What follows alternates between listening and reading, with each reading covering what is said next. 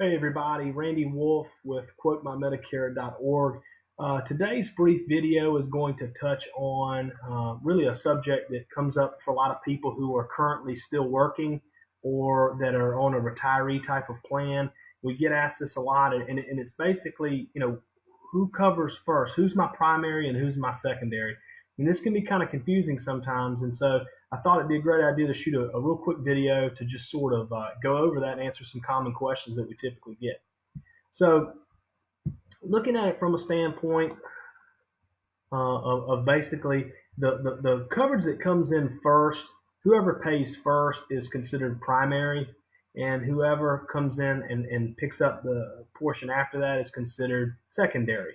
So, kind of a little funny picture I thought about as I was thinking about shooting this video is, you know the old expression, which came first, the chicken or the egg, could be debated quite a bit. But oftentimes we get the question from our clients and people who call in and have questions about who's primary, who's secondary. So if you have retiree insurance, you if you're on if it's your your company you work for, if it's your spouse's farm employment, in that situation, Medicare pays first.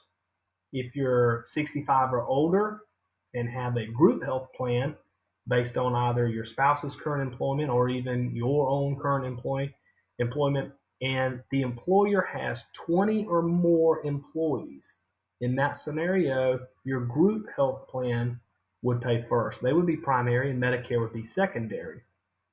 Now, same deal, 65 or older, have coverage through your employer or your spouse's employer, and that company has fewer than 20 employees.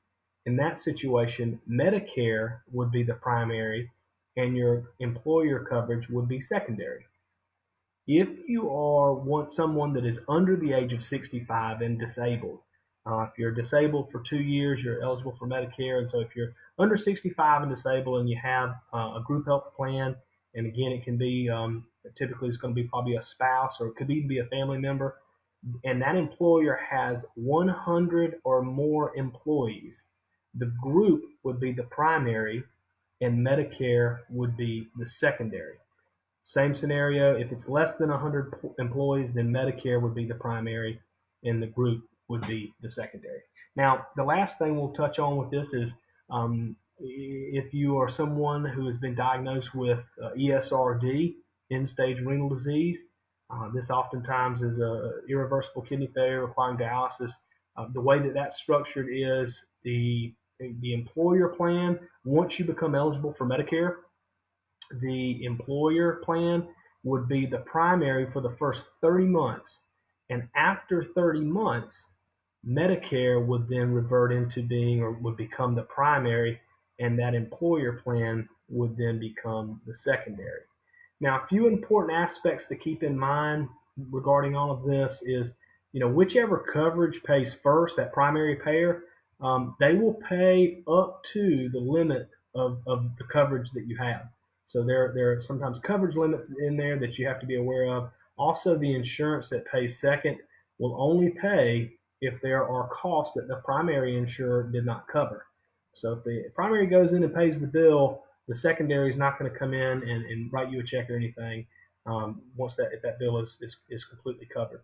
The secondary payer also might not necessarily cover all of the unpaid costs, and this includes when Medicare is the secondary payer. It's not necessarily that they will come in and cover all the remaining costs. There may be costs that they do not cover. And a question that comes up quite a bit with us is for people who are still working, they'll ask, do I need to set up my Part D, or if my employer is going to be the secondary, or can I just have Part A?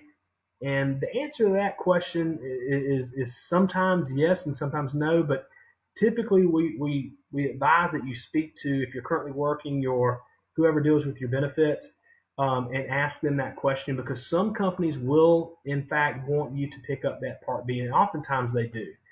However, there are situations sometimes where you just have to have your Part A in place. So that's something that talking to your whoever deals with your human resources at your company, they can oftentimes give you the proper guidance on that. So I want to thank everybody for watching today.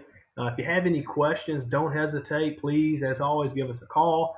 You can visit our website at QuoteMyMedicare.org.